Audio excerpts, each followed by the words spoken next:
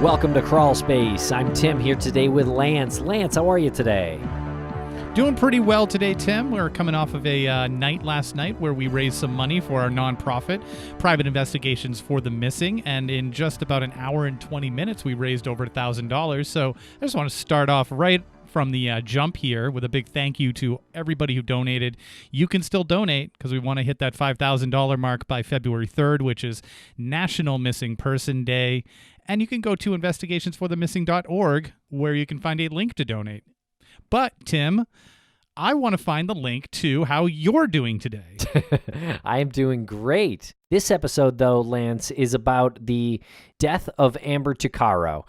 She went missing in August of 2010, last seen near Edmonton, Alberta, Canada, and her remains were found in 2012. And as of this recording, her case is an unsolved murder. And we were joined by Jennifer Amell, and you can just tell how frustrated the three of us are as we're talking about the, I guess, lack of investigation or lack of urgency with the law enforcement in regards to Amber's death. And you just have to feel like this has something to do with the fact that this is a Native woman in Canada. And even though Canada has come to terms with the fact that they have been the perpetrators of some severe atrocities towards Native people, this is one of those examples of how back in 2010, 2011, 2012, these types of things were still happening and being severely ignored. Yeah, this is a pretty egregious investigation, as you'll hear about. And if you have any information, you can submit a tip to Crime Stoppers anonymously at 1-800-222-8477. And Amber's killer or killers are still out there. So if you have any information about Amber or about her case, please make the right decision and place a phone call. Again, Amber went missing on August 18th, 2010. She was 20 years old at the time of her disappearance, 5'6", 144 pounds, black hair, brown eyes, was wearing a purple hoodie, most likely. She apparently was last seen near Edmonton hitchhiking with an unknown man, and her remains were found about 2 years later. And while you're listening to this episode, I'd like to suggest that you go to a website that is called culturalsurvival.org, and their mission is to advocate for Indigenous people's rights and support Indigenous communities, self-determination, and cultures, political resilience. Since 1972, they've been around. And you can also get a lot of good information about the missing and murdered Indigenous women and children movement for change. And if you love what we do here at Crawlspace but want to hear it ad-free, you can do so now by subscribing to Crawlspace Premium on Apple Podcasts right there in the app. It's $4.99 a month. You get every episode ad-free, and you also get our weekly bonus show. And for non-Apple users, you can go to crawlspace.supportingcast.fm and sign up for Crawlspace Premium there. And follow us on social media at Crawlspace Podcast or Crawlspace Pod. Thanks a lot for listening, everybody.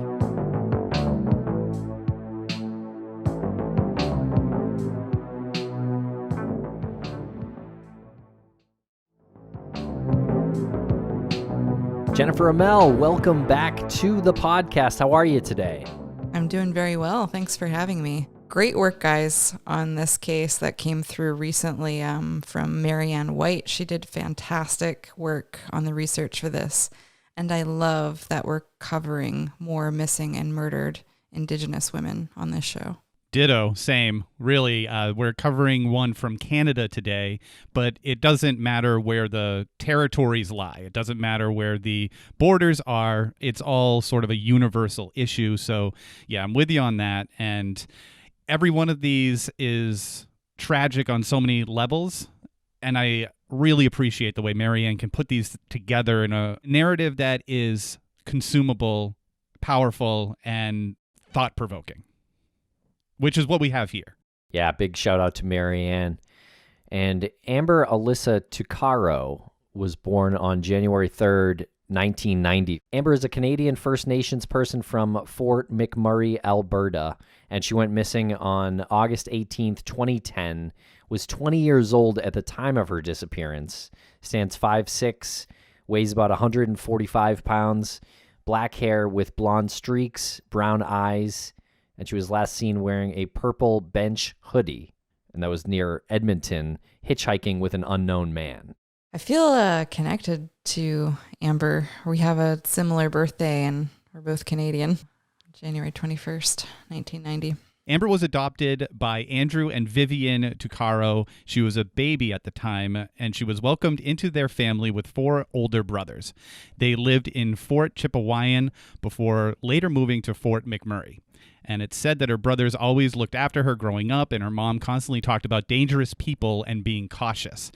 That, right off the bat, just strikes me as very endearing, because 4 older brothers welcoming an adopted baby girl into their family, immediately being protective of her, just is heartbreaking right off the bat to me. Yeah, I also flagged it as like a stark difference in upbringing, that her mother was always warning her about dangerous people and being cautious. I too am from Canada, and I think like my childhood was kind of marked by safety. Like Canada is not really known as being a particularly dangerous country.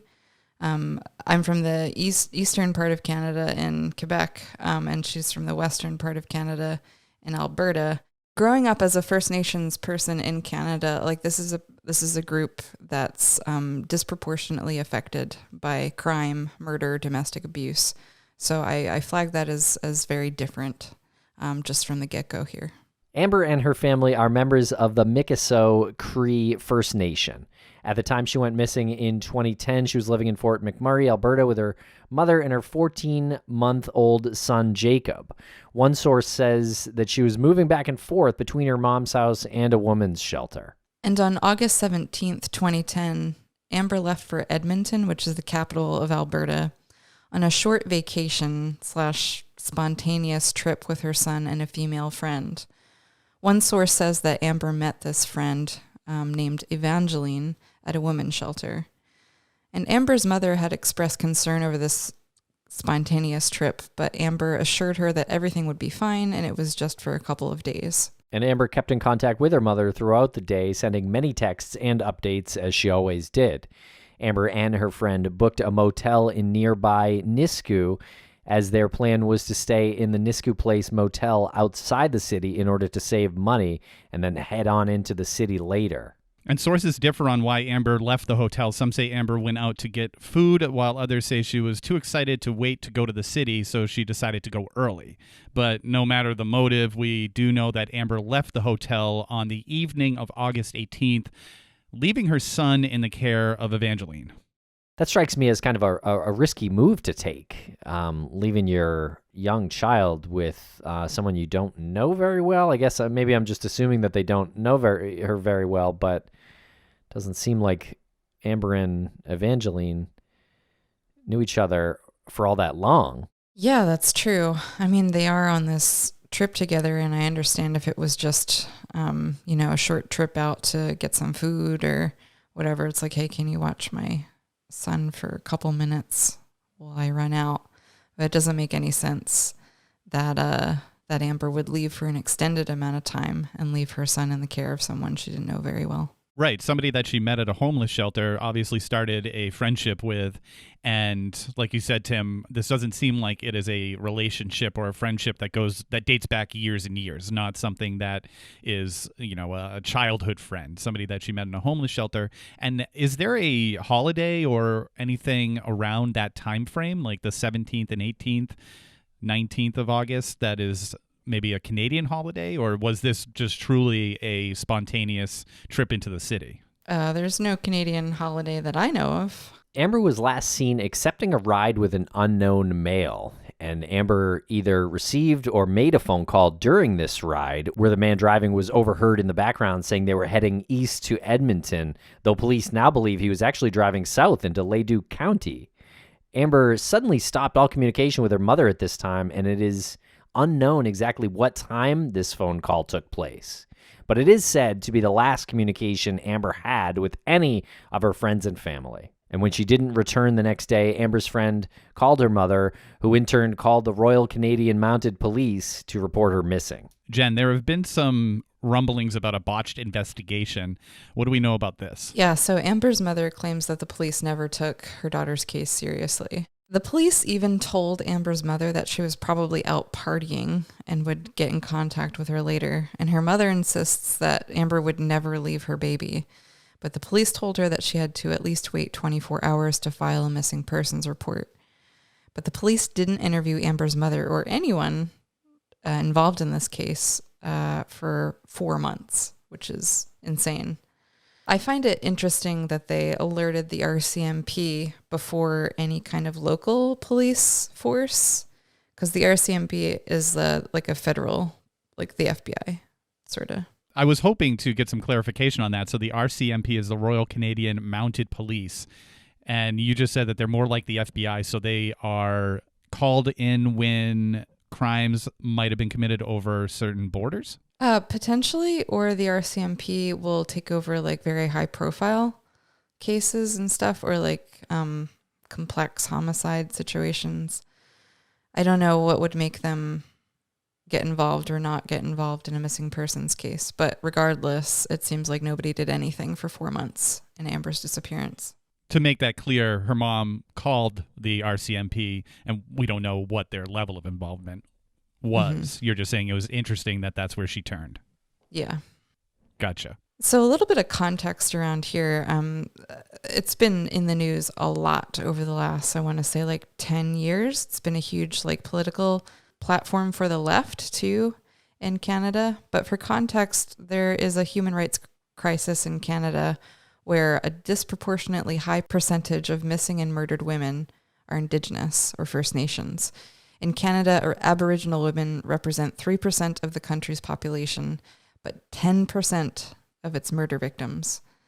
And the epicenter of this human rights crisis is the highway 49 miles north of where Amber was last seen trying to hitch a ride. That's Highway 16 in Canada between Prince George and Prince Rupert, British Columbia, and it's known as the Highway of Tears. And it's along this highway that so many Indigenous women have been kidnapped and murdered.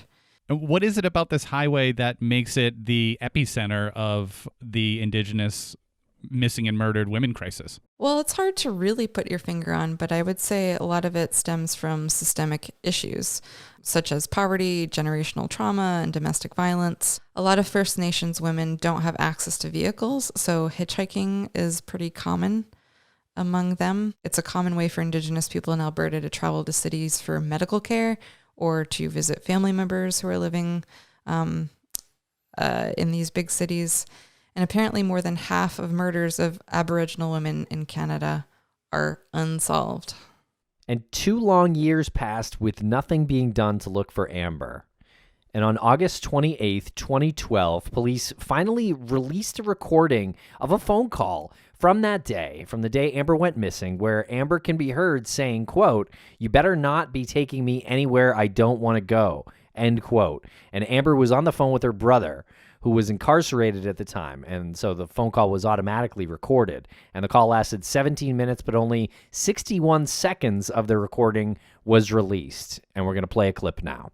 Where are we by? We're just heading south of Beaumont, or north of Beaumont. We're heading north of Beaumont. Yo, where are we going? No, this is a... Are you f***ing kidding me? You better not be taking me anywhere I don't want to go. I want to go into the city. Jeez. Yo, we're not going into the city, are we? We're going. No, we're not. Yes. Then where the f*** are these roads going to? 50th Street. 50th Street. Are you sure? Absolutely. Yo, where are we going? 50th Street.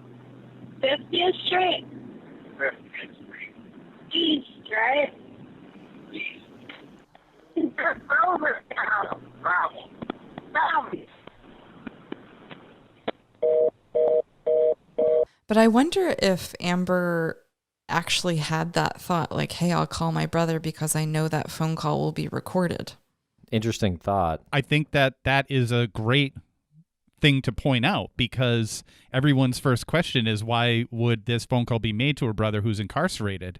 Because if she's in a position where she thinks she might be in trouble, is she reaching out to police in that moment? Does she feel safe enough to call police in that moment? I don't mean like safe with the police. I mean safe with the person that she's with. So reaching out to her brother ensures her that the phone call is going to be recorded, and it also ensures whoever is with her that, hey, she's just calling her brother? Does that make sense? Like, as opposed to, I'm going to call the cops? And it's interesting, a few people came forward at this time claiming to know the man's identity, and they all even identified him as being the same person, an individual named Pat Carson, who is a known sex offender in Alberta. However, police have said they looked into him and he is not considered a person of interest, which is interesting that police would say one way or another whether or not someone is a person of interest. I wonder if that was like an official press statement or something unofficial that was just told to family and friends. But apparently, I mean, according to police, the identity of this driver in the phone call is still unknown. But if they did know the identity of this driver, it would likely lead to a resolution in Amber's case. And just 4 days later and 2 years after Amber went missing, on September 1st, 2012, horseback riders found Amber's remains in a field in Leduc County. And while it's fortunate that a resolution happened, it's truly unfortunate that it was her remains that were found and positively identified. And I'm curious if there is any sort of indication on how she died. Do we know anything about that, Jen? Yeah, so we don't have any information like on an autopsy result. We don't have any statement from police or a medical examiner about what the state of Amber's body was. We don't have a cause of death. So it's really difficult to comment on this. But apparently 4 bodies were found in the area where Amber's body was found. And this leads some people to believe she was the victim of a serial killer. And the reason for that is because the individual exhibits the same pattern of behavior. These were all Indigenous women that were deposited in one area, and they were all women who were hitchhiking at the time they disappeared, all last seen around Edmonton. So that's the thinking behind a serial killer. Yeah, which is quite possible. I mean, it would unfortunately make sense for a person who is trying to murder women to go after Indigenous women, because we know that they're historically not treated seriously. Like, their cases aren't treated seriously by police. They don't have any resources, or no resources are dedicated to finding these women.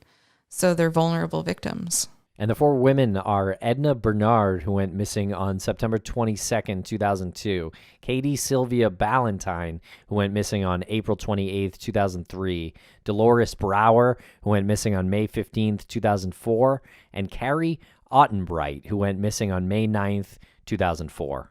So that's interesting. That's all pretty close together in terms of the time period. But then we have Amber 4 or 5 years later.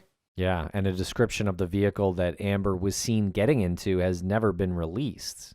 Seems like that would be valuable information to put out there. Yeah, like if only for public safety announcement. It's like, if these women are still hitchhiking, I mean, they've got to get to the city somehow. If they don't have cars or whatever. But if they did put out the description of this vehicle, they would know to avoid a vehicle like that, or maybe call in a tip to police if they did see that vehicle. It is an interesting statement to make that the description of the vehicle that she was seen getting into was never released, as opposed to phrasing it like there's no known description of the vehicle. I mean, it seems like if they did have an eyewitness of Amber getting into a vehicle, that they would at least know if it was a truck or a smart car or a scooter, you know? some sort of the color, like some range of description there. So it is curious why that hasn't been even stated. Like, we don't know what type of vehicle she got into. We know she was in a vehicle based on the phone call. Why did she hitchhike at all? If there was a car, they traveled there with the car. Yeah, it doesn't make any sense. Well, maybe she left the car because her friend had her child, and if they needed to go somewhere, it would be easier for her friend to just put the child in the car and drive, like if there was some reason to leave. That doesn't make any sense. I'm really trying to piece together some reasoning here why she would leave in the first place. Yeah, I'd like to know more about this friend and why Amber was forced to get into another man's car. And we'll be right back after a quick word from our sponsors. Thanks to our sponsors, and now we're back to the program. Also, getting back to the serial killer theory, is that something that the public was talking about, or the media, or was the police putting the feelers out there about there being a serial killer? Yeah, good question. I mean, I feel like that would probably be something in the public consciousness if all of these other women's bodies were found in the same general area. And that would definitely be something that the media would pick up on. Yeah. Don't know if that was sanctioned by the police or not. But concerning the investigation and the lack of investigation right when Amber went missing, her family actually filed a complaint with the Civilian Review and Complaints Commission for the RCMP in March of 2014. The independent review of the RCMP's investigation released a 120-page report in August of 2018. And the commission concluded the RCMP's investigation was, quote, deficient in that various members were either not properly trained or did not adhere to the training, and that various members did not comply with procedures and guidelines, end quote. That's pretty bad. Yeah. You know, it's super frustrating that more energy went into putting together a 120-page report on how the investigation was deficient. More energy went into that than the investigation. Yeah. And more resources probably went into that, which is super, super infuriating. Yeah, it's misplaced energy for sure. But I am glad that there is some type of like oversight on the RCMP, and that, you know, there's other agencies kind of looking into malpractice in the RCMP. Yeah. So was Amber ever listed as a missing person? So Amber was eventually listed as a missing person, but in less than 2 weeks, she was removed from this list because there was a number of unconfirmed sightings. Okay, what does that tell you? I'm just going to tell you what it tells me, that several people, or maybe one or two people, contacted police to give these unconfirmed sightings so that she would be removed from the list, so that the police would think that she wasn't in danger, that she was just out on her own and not contacting her family. They're like, great, now we don't have to do any work. Great. Yeah, that's what I was going to say, was that it's sort of confirmation bias, I think, on the police's part. Like, they already said that she's probably out there partying somewhere, and then when they hear unconfirmed sightings, they said, oh, no, see, we told you, she's out there. We don't have to do anything now. How does a sighting become unconfirmed? And this is just a question that probably has no answer. The phone call comes in, and the person answering the phone says, oh, you saw Amber Tuccaro. Where did you see her? At the store? Okay. Did she seem to be in danger? No? Perfect. And then there's no follow-up? Yeah, I would hope they have the names of the people who called and reported those sightings, because you're right. I think that is suspicious, or potentially could be suspicious. Yeah, absolutely. So the police never followed up on these sightings. They didn't corroborate these sightings with any kind of surveillance camera, with other witness statements. They just took these reports at face value. But she was put back on the missing person list. Yeah, she was. She was put back on the list on September 23rd, 2010, and no apology was made to the family, but the report said removing Tuccaro from the missing persons database was a, quote, erroneous decision, end quote. Ridiculous. To say the least. Erroneous is not strong enough of a word. Yeah. Catastrophic, I would say. Yeah. Why even take someone off the list anyway? I know. Until they're found. I mean, at least confirm the sightings. I don't know, doesn't make any sense. Get this, guys. The RCMP never even interviewed Amber's female friend, this Evangeline woman, the one who was traveling with Amber. She was never considered a person of interest, and her name was even redacted in the report. But I find that very strange. Yeah, very polite to Angeline. Yeah. And a suitcase found in the motel room containing Amber's belongings was, again, erroneously destroyed when Amber's name was taken off the missing persons list. Oh my God. That's insane. Egregious. Yeah. What is going on with the RCMP here? I don't know, man. Like, that's one thing to like not do any work, but to actively destroy evidence or, clues or the person's belongings, like, That's crazy. Or the person themselves by taking them off the list and then destroying evidence. Right. And not contacting the last known person that she was with. Or one of the last known people that she was with. How is her name even redacted? How is she not a person of interest? How is that not interesting, just by definition? That you, as the technically, I guess, the second to last person that we know she was with, that is not interesting. Yeah, I mean, Lance, you even brought it up, like that it was interesting that they had traveled to this motel together in a car, and then Amber had to leave for some reason and didn't take the car. Like, that on its face should give the police every incentive to go and talk to this friend.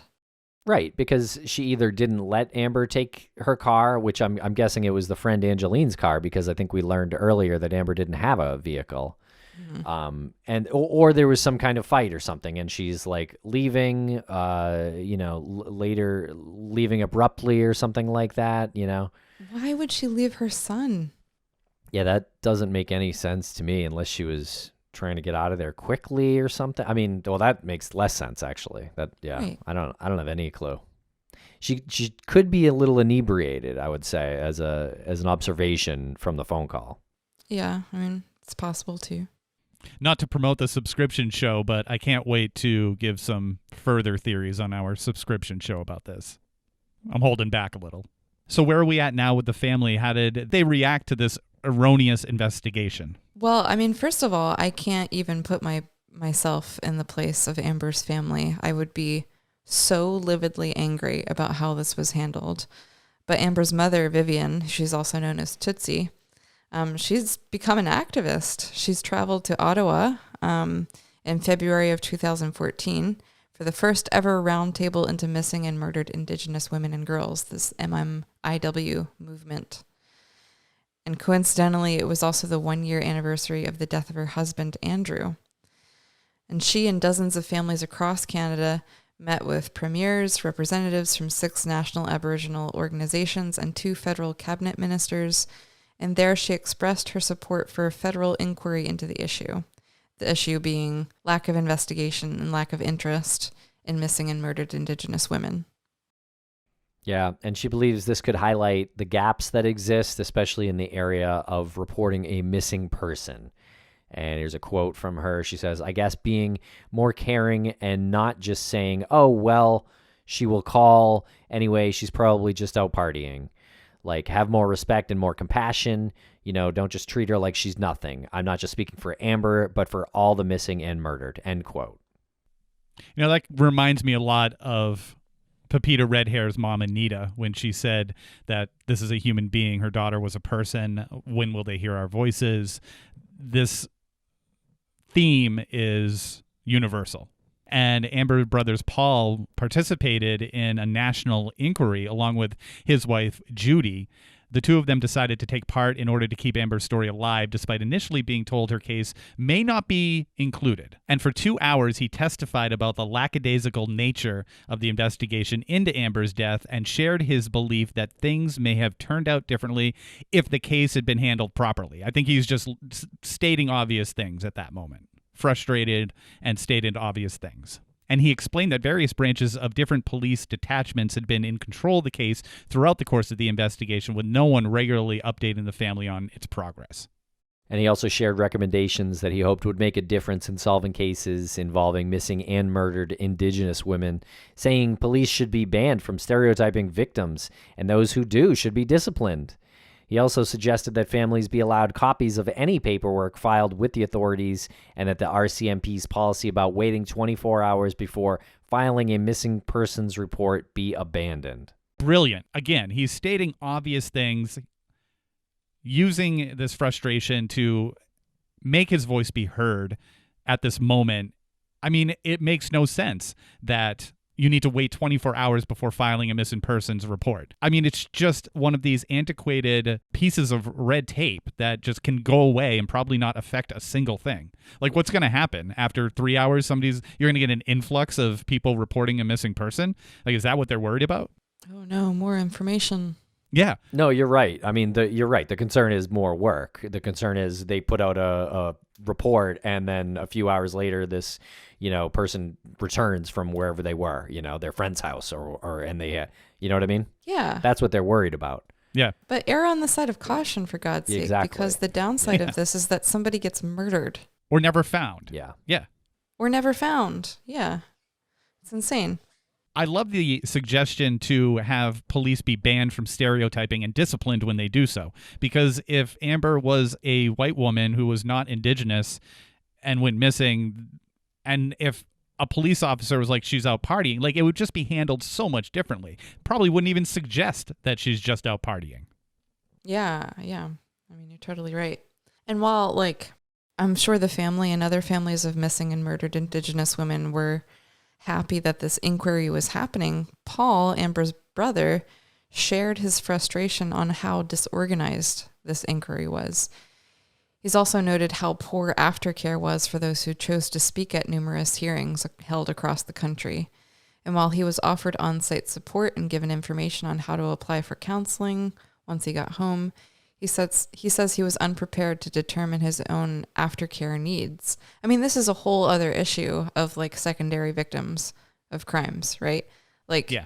They just don't have anywhere to turn. They don't have any kind of plan in place to set them up with therapists, to join support groups. Like, you're just kind of left on your own to deal with this. Nobody explains to you the process of how to deal with law enforcement. Like, none of it. You're just on your own. And that's a problem in this country, too. Oh, for sure. And it's very detached. You have individuals who are making these decisions and saying, here's how you apply for counseling. Okay, wipe my hands clean of you. Let's move on to the next secondary victim. Here's how you apply for counseling. Right. Exactly. I mean, Canada has universal health care. So this is definitely something that could be put in place. That's a great point. And we'll be right back after a quick word from our sponsors. Thanks to our sponsors, and now we're back to the program. In 2017, the Tuccaro family increased the reward for information to $5,000 and created a Justice for Amber campaign on social media. And Vivian is quoted as saying, "I'm 56 years old now and raising a little boy that is so full of energy. He drives me crazy, but at the same time, he's my sanity. I mean, he's all that I have left of my baby." And she's speaking of Amber, obviously. And she's talking about her grandson, Amber's son, Jacob. She goes on to say, "Just the way he looks at me sometimes and the way he stands like his mommy. The way he says words, he says them the way Amber used to. Like Amber had a witty attitude, and that's what Jacob has." And she says this as she is sobbing about her murdered daughter. And Amber's family also runs a Facebook page called Justice for Amber Alyssa Tuccaro. And they still regularly post on the page about how much they miss Amber and how they want to find the person who murdered her. Her mother and brother are both on Facebook, and a post from Amber's brother Paul on September 23rd, 2021 was shared on the Justice page on July 10th, 2022. And the post says, "Last person seen with my sister Amber has been interviewed a few times and each time gave a different story. The CRCC report says that she is to be recognized as a person of interest, but the RCMP fails to recognize that, and only once COVID is over, they will attempt to contact her. But again, she's white, which means in the society we live in, she gets a free pass, and my sister doesn't matter because she's Native, and they are mistaken because we will never give up, and in time, we will be given an update." And then he posts her name and a pretty clear photo of her. Yeah, that's a bold move. Yeah. I don't blame him, though. Yeah. Yeah, so we know what she looks like, and hopefully the RCMP has interviewed her by this time. Like, when was this post made? 2021? Yeah. So a full year has passed. I certainly hope that they've at least spoken to Evangeline. Man, not to get nitpicky on the details, but what a convenient pandemic COVID is for a lazy police department. Gosh, yeah. How many times have we heard that, too? Yeah. Once COVID's over, once the pandemic's over. I mean, this is 11 years after she disappeared. Now, well, can't do anything about this pandemic. Right. Yeah, I mean, in fairness, it did hold up investigations for real too. But it is also a convenient excuse at times. Yes. Yeah, I'm sorry. Why can't they pick up a phone and call Evangeline? Exactly. Well, they can. Well, there were some comments under the post that they don't understand why she would be a person of interest because she wasn't in the car with Amber. Amber's mother responded with, quote, "There's more to the story, which I won't be going into," with a couple of exclamation points. And then a little back and forth happens with a couple other people, and Amber's mom says, quote, "This is Amber's mom, and I don't have time for this," with a couple of exclamation points, end quote.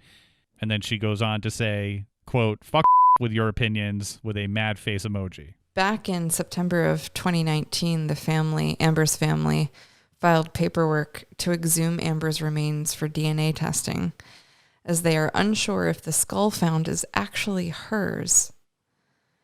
And this comes from their distrust in the RCMP. I don't know what would make them think that the head found with Amber's body is not her head. That's crazy. But Paul, her brother, explains that he has his doubts given how fast the identification occurred. He also notes discrepancies between Amber's dental records and dental fillings present in the skull. They hope to compare Jacob's DNA to that of the skulls to either confirm or deny it belongs to Amber.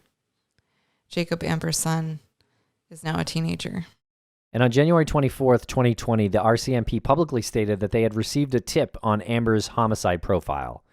And here's the quote. In early December 2019, the Banff RCMP was contacted by a male who alleged that his father may be responsible for a missing person from the Banff area.